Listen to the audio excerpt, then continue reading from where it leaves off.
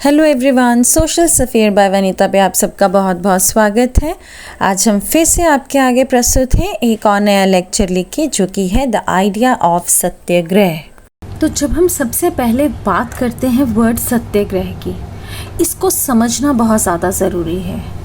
अगर हम लिख रहे हैं वर्ड सत्य, तो इसका क्या मतलब है? दैट इज़ ट्रुथ, सच्चाई। और इसी सत्य का अगला वर्ड क्या है? आग्रह। और आग्रह का क्या मतलब है? That is request. सत्याग्रही का मूल मंत्र क्या है? कि उसने सत्य के लिए आग्रह करना है, नॉन वायलेंट मेथड यूज करना है अपनी बात को कन्वे करने के लिए। जब गांधी जी जनवरी 1915 में इंडिया आए, और ये 1915 आपका MCQ के लिए भी बहुत इम्पॉर्टेंट है। जब 1915 में गांधी जी इंडिया आए साउथ अफ्रीका से, तो उन्होंने रेसिज्म के अगेंस्ट, जो रेसिस्ट रिजीम था वहाँ पे, उसके अगेंस्ट एक एजिटेशन चलाया था, एक प्रोटेस्ट चलाया था, जिसको उन्होंने यूज़ किया था, और उसको क्या कहा गया था? सत्याग्रह। और सत्याग्रह किसके ऊपर ज़्यादा जोर डालता है? सत्याग्रह कहता है कि अगर आप सच्चे हैं तो आपको अपनी बात रखने के लिए वॉयलेंस की ज़रूरत नहीं है। ये एक ऐसी चीज़ है जो पावर ऑफ ट्रुथ है, सच्चाई की पावर है, सच्चाई को सर्च करने की पावर है। तो अगर आप सही हो तो सच्चाई तक सामने वाला पहुंच ही जाएगा। आपके साथ किसी तरह से भी आपको कोई स्ट्रगल नहीं करना पड़ेगा इनजस्ट के अगेंस्ट। किसी फिजिकल फोर्स की आपको कोई ज़रूरत नहीं है सामने वाले के अगेंस्ट उसको दबाने के लिए या उसको बताने के लिए।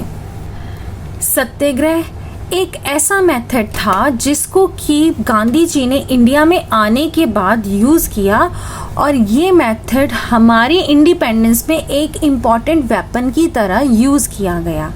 इसका बहुत ज़्यादा इम्पैक्ट हमने अपने इंडिपेंडेंस स्ट्रगल पे देखा है, इंडिपेंडेंस की स्ट्रगल पे देखा है। गांधी जी कहते हैं कि अगर आप सत्याग्रही हो तो आपको किसी तरह से भी विरोध करने की ज़रूरत नहीं है, एग्रेसिव होने की ज़रूरत नहीं है। ये सत्याग्रही की क्वालिटीज़ हैं। आप बैटल जीत सकते हो थ्रू व्हाट? Non violence. आपको किसी के साथ लड़ने झगड़ने की ज़रूरत नहीं है। आप आराम से अपनी बैटल को जीत सकते हो। बस सिर्फ सत्य के लिए आग्रह करने की ज़रूरत है, रिक्वेस्ट करने की ज़रूरत है। तो अपील कीजिए, अपील करनी है ताकि सामने वाले की अंतर आत्मा जो है वो जाग जाए, और आप उससे क्या कह रहे हैं वो उस फैक्ट और फिगर को समझे। साथ ही गांधी जी ये भी कहते हैं कि हमें अपने ऑपरेसर को जो है ट्रुथ देखने के लिए फोर्स नहीं करना है कि हाँ जी भाई आ जा, तू मेरा ट्रुथ देखो, ज़बरदस्ती देखो। नो, ऐसा नहीं करना है हमने, बल्कि वो एक्सेप्ट करेगा कि सच्चाई क्या है। उसको आप इस तरह से उसके साथ बात करोगे कि उसको आपकी सच्चाई समझ में आएगी कि आपने क्या कहा है, आप क्या कहना चाहते हो। तो सत्याग्रही को कभी भी एग्रेशन नहीं शो करना है। फर्दर गांधी जी कहते हैं कि सत्य में इतनी पावर है कि वो आज नहीं तो कल जीत ही जाएगा।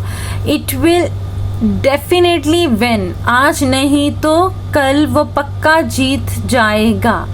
महात्मा गांधी आगे ये भी बिलीव करते हैं कि ये धर्म है किस चीज़ का? नॉन वायलेंस का। और इसी के थ्रू हम लोग सब कौन यूनाइट हो जाएंगे? इंडियंस। और जब इंडियन यूनाइट होंगे तो वो क्या गेन कर लेंगे? आज़ादी। तो आज़ादी पाने के लिए ये सबसे आसान तरीका है और सबसे इन्फ्लुएंशियल तरीका है सामने वाले को अपनी बात मनवाने का। गांधी जी साथ में ये भी बात करते हैं कि ये कोई पैसिव रेजिस्टेंस नहीं है, बल्कि एक एक्टिव रेजिस्टेंस है।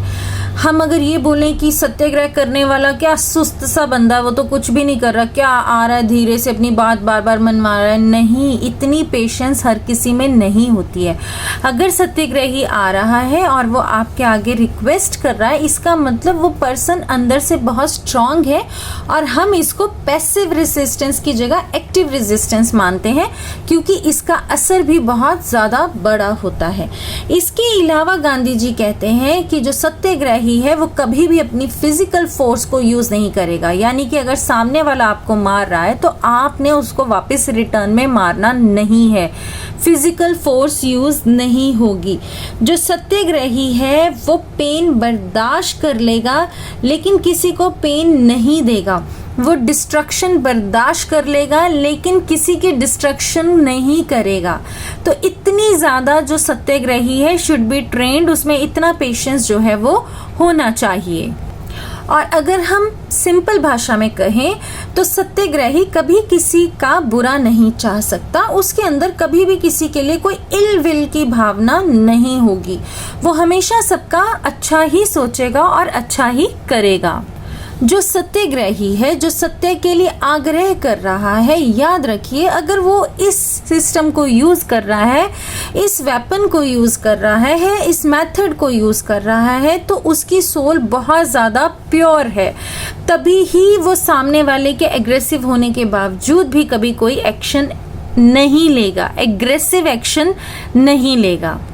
और जिसका मन सच्चा है उसकी जो सोल है उसका बेस भी क्या है? ट्रुथ। तो सत्याग्रही को वही सोल वाला ट्रुथ ही बाहर लेके आना है। और सत्याग्रही का परम धर्म क्या है? Non violence. तो ये कुछ पॉइंट्स जो हैं गांधी जी ने सत्याग्रह के बारे में दिए कि सत्याग्रही की आइडेंटिटी क्या होगी, उसके अंदर की चीज़ें क्या होगी। मन में प्यार भरा होगा और उसी प्यार से वो जो सामने वाले का मन है या गुस्सा है उसको पिघला देगा। ये सब कहने के लिए गांधी जी का मेन मोटिव क्या था? उन्होंने सत्याग्रही को इतना ट्रेंड क्यों किया? क्योंकि वो जानते थे इस बात को कि हम कुछ भी कर लें, इंडियंस कुछ भी कर लें, लेकिन वो ब्रिटिशर्स की पावर के आगे बहुत छोटे हैं। स्पेशली कब? जब आती है बात वेपन्स को लेके। उनके पास जो हाईटेक वेपन्स थे वो उस टाइम इंडिया के पास नहीं थे, तो उनके साथ वेपन वॉर करने से बेटर थी कि हम सत्याग्रही जैसा एक कैंपेन लॉन्च करते ताकि हम उनको, दुनिया को भी और उनको भी ये दिखा सकते कि वो हमें मार रहे हैं लेकिन हमारी तरफ से उनको सिर्फ आग्रह किया जा रहा है। और उसका मेजर रीज़न यही था कि इंडिया जो था उस टाइम इतना ज़्यादा कैपेबल नहीं था वो ब्रिटिशर्स के साथ या किसी यूरोपियन शक्ति के साथ पंगा ले सके। और हम अपने पिछले चैप्टर के बीच में भी ये पढ़ चुके हैं कि कितना इन्फ्लुएंशियल रहा हमेशा से इंग्लैंड, यूनाइटेड किंगडम या ग्रेट ब्रिटेन। तो उन लोगों ने तो पूरा इंडिया कॉन्कर करा या बाकी का वर्ल्ड भी उन्होंने काफ़ी कॉलोनीज बना के रखी ऑन द बेसिस, क्योंकि उन्होंने किसको सुप्रीम माना? वॉर को। पर भारतीय जो थे ना ही हमारे संस्कार ऐसे थे, क्योंकि हम रिलीजियस ज़्यादा हैं और ना ही हम इतने ज़्यादा आर्म्स को कैरी कर सकते थे। तो इसीलिए हमें अपना सिर्फ एक ही सक्सेसफुल स्ट्रगल रखना है, एक ही मेथड रखना है, एक ही वेपन रखना है, एक ही आर्म रखना है, एक ही हथियार रखना है, वो है सत्याग्रह सिर्फ। इसीलिए गांधी जी ने वेरियस मूवमेंट्स को लॉन्च किया। ये वेरियस मूवमेंट्स बहुत इंपॉर्टेंट है आपके लिए, क्योंकि इन मूवमेंट के ऊपर आपको मैप वर्क भी आ जाता है। सो आपने इसको छोड़ना नहीं है, इसी चैप्टर में से आपको मैप वर्क आएगा। सो ये बहुत ज़्यादा इंपॉर्टेंट है। जो वेरियस मूवमेंट इंडिया में लॉन्च की सत्याग्रह की, उनमें से सबसे पहले आप लिखोगे 1917 में चंपारण बिहार में हुई ये मूवमेंट। और ये किसके अगेंस्ट थी? पीजेंट्स के अगेंस्ट। पीजेंट्स थे, उन्होंने जो है ये मूवमेंट शुरू की थी अगेंस्ट किसके? प्लांटेशन सिस्टम के। आपको क्वेश्चन भी इसी तरह आ सकता है, या तो बताओ कौन सा जो है 1917 में पीजेंट्स ने प्लांटेशन वर्कर्स के अगेंस्ट सत्याग्रह मूवमेंट स्टार्ट की थी, कौन सी जगह थी? तो उस टाइम में आपने चंपारण बिहार का नाम लिखना है। सेकेंड मैप वर्क क्या कहता है? ये भी 1917 में हुआ था और ये सत्याग्रह किसके सपोर्ट में था? ये भी पीजेंट्स के था, पर कहाँ का? खेड़ा डिस्ट्रिक्ट ऑफ गुजरात के उसमें। ठीक है। देन क्यों हुआ था? बिकॉज रीजन क्या था? क्रॉप फेल हो जाना और प्लेग फैल जाना। तो वो 2 रीजन थे जिनके कारण कि ये सत्याग्रह किया गया था, ताकि टैक्स से उनको छूट मिल सके। और उस टाइम वो लोग इतनी कंडीशन में नहीं थे कि वो टैक्स दे सके, तो उन्होंने ऑप्रेसिव जो उनके आगे जो ब्रिटिशर्स थे, जो इंपीरियल लोग थे, उनके आगे गुस्सा दिखाने की बजाय रिक्वेस्ट की, सत्याग्रह किया, ताकि उनको रिलैक्स किया जाए और उनको छूट दे दी जाए, ताकि वो टैक्स पे ना कर सके बिकॉज ऑफ द कंडीशंस। इसके बाद जो नेक्स्ट थर्ड थिंग आपको मैप वर्क के लिए आ सकती है फ्रॉम हेयर अबाउट द सत्याग्रह, यहाँ पे अहमदाबाद में है, गुजरात के, और ये किसने किया था? That is cotton mill workers के अगेंस्ट। ठीक है, होप आपको सत्याग्रह का बेसिक आइडिया समझ आ गया है। ये बोर्ड के पर्सपेक्टिव से एक बहुत इंपॉर्टेंट क्वेश्चन है।